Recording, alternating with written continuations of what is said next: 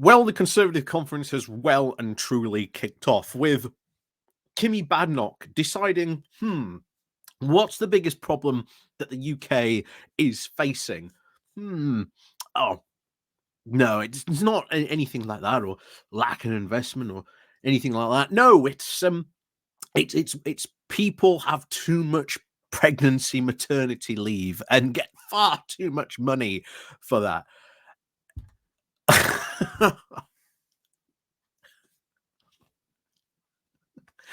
Honestly, we've called this before.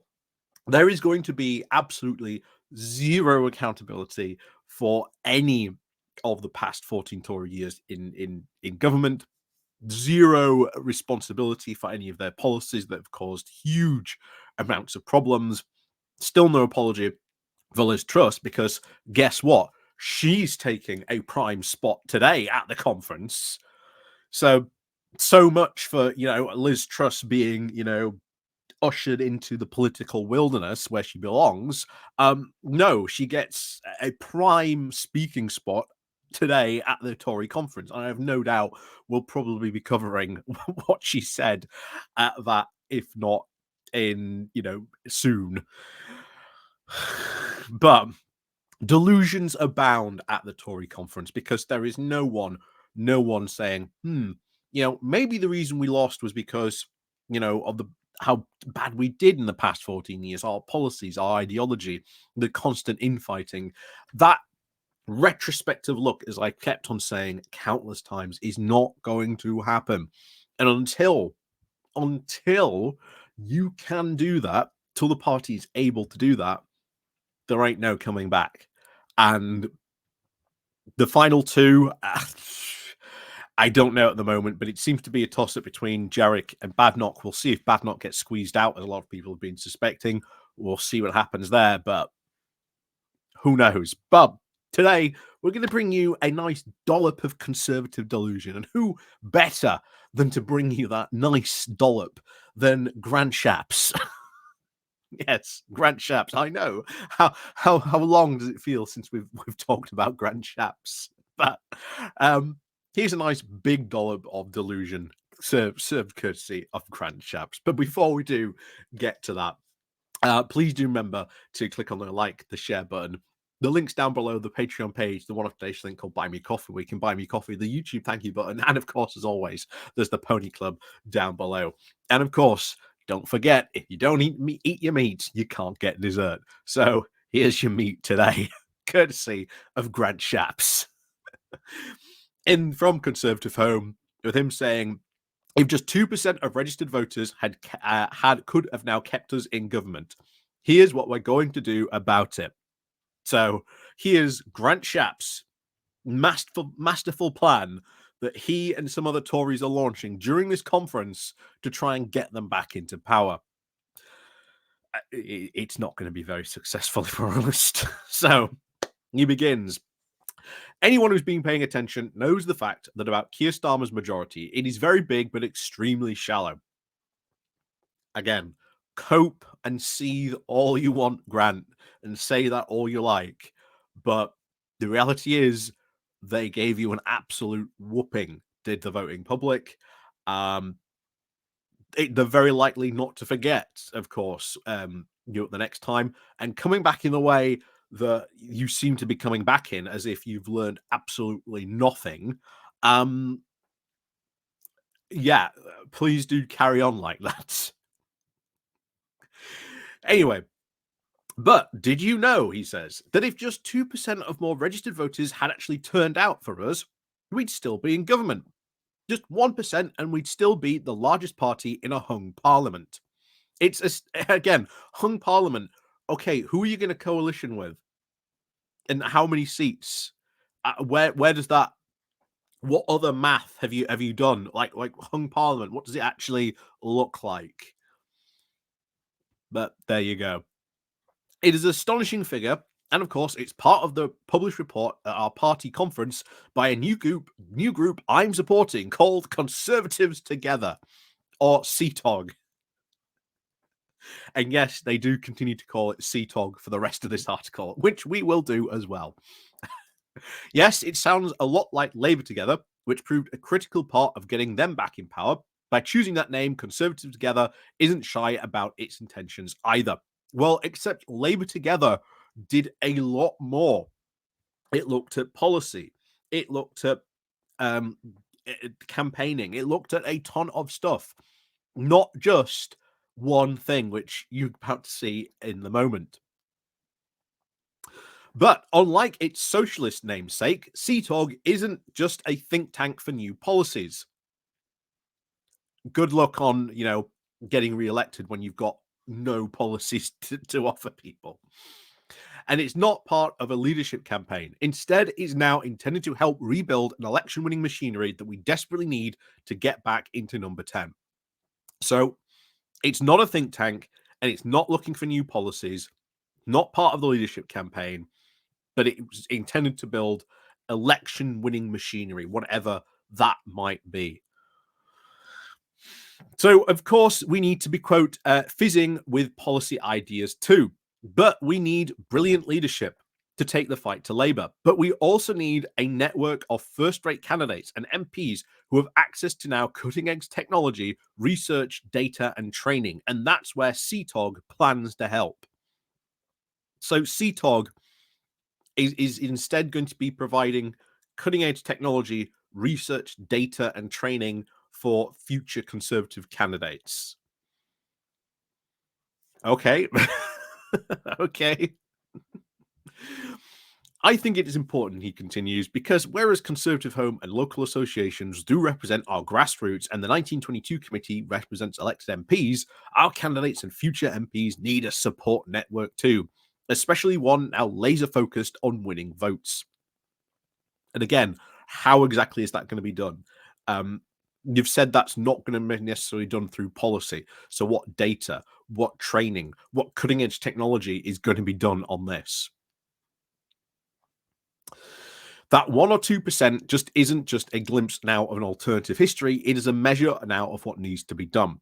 Just like the 1% marginal gain strategy of Dave Bransford, the coach team for the Sky cycling squad, we need to look at each part of our machinery and make sure that it's at least 1% better. By doing so, the small improvements compound, creating bigger jumps forward.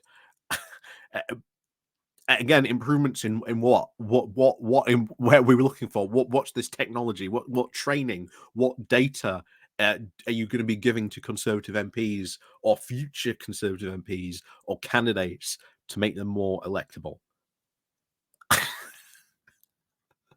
Anyway,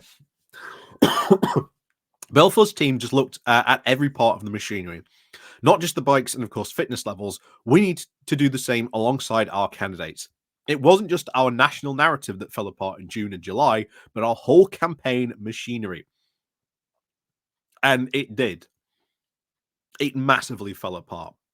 Massively so.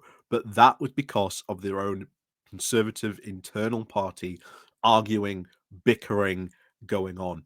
How do you intend to, really solve that? So he continues, how do I know that? Because Conservative Together and I have been asking our candidates over the summer, especially of those who lost, the 62 defeated PCCs and MPs like me, who had thoughts on how the campaign went and their feedback presented now in 8 big themes that we have now glaringly big holes. Gosh, I would love to see what that glaringly big holes are. Oh, I'd love to see what those are. I can't wait for this report. I think it's today or tomorrow, so we might end up going over this at some point. So, one big theme was our rural vote fell apart. For a party that prided itself on being a party of the countryside, it is alarming that we lost over 100 rural seats. As one PCC said, the countryside has now changed and we can't rely on the rural vote. Yep, fundamentally, it has changed. Farmers have 100% not only turned against Conservatives, but land managers as well. Also, massively turned against Conservatives on a grand scale. Partly because of Brexit, the messing up of the cap policy, changing it to something else which was just not suitable at all, quite frankly. So it also appears that, of course, some in the countryside seats, we simply just didn't have the data. So we couldn't even get the vote out when things got hairy. It's not even you couldn't get the vote out, it's people changed their minds, changed their votes for a number of different reasons. But there you go. There are definitely, of course, major policy elements too, but it is also now a campaigning problem. And to add the fact that many PCCs spoke of now a hollowed out associations, we have serious structural problems too. And that is because of the age problem in the party. This hollowing out is because you have an old party that is continually getting older. And guess what? Is dying off. There's going to be less conservative voters by the next general election than there was last year or even this year because of, guess what? Dun dun dun, the Grim Reaper. And we've spoken about that before, him being the secret contender in this, Conservative Party leadership election on this. So that hollowing out may, of course, be another part, an aspect that at least one PCC also highlighted. Quoting research by the think tank Onward, they noted that over 2,000 of those who voted for me earlier this month will now not vote Tory at the next general election, not because of any policy or scandal, but because they will be dead.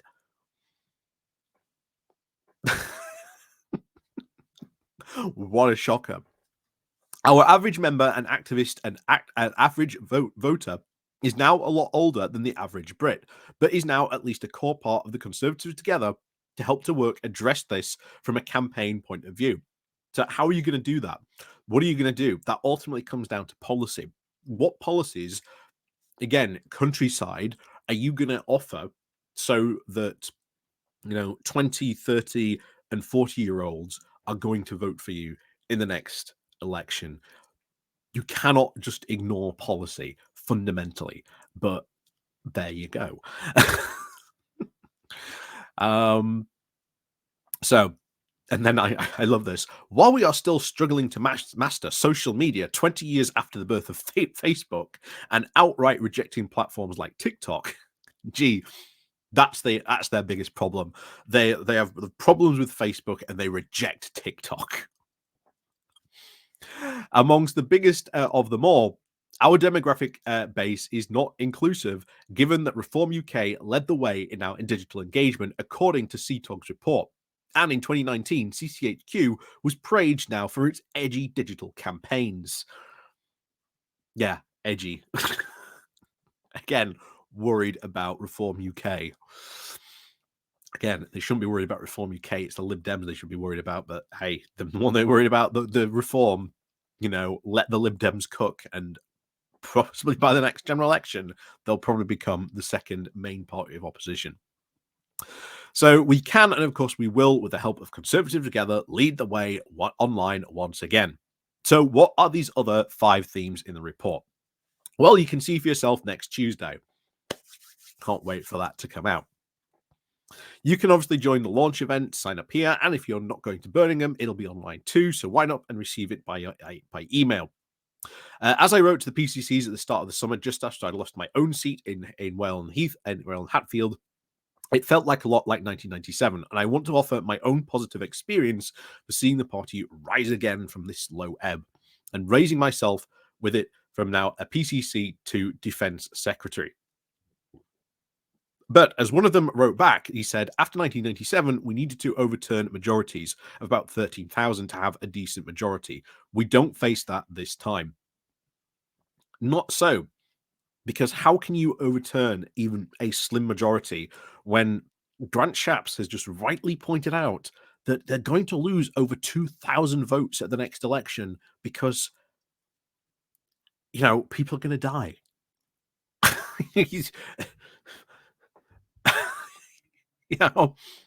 There's more to it than just trying to overturn a majority. It comes down to policy. It comes down to the ideology. It comes down to the fact that basically, if they elect Robert Jerrick, Jerrick's not going to last very long. He is a career ambitious politician. He ain't going to last long at all. He will say whatever he has to do to keep him in power. And guess what?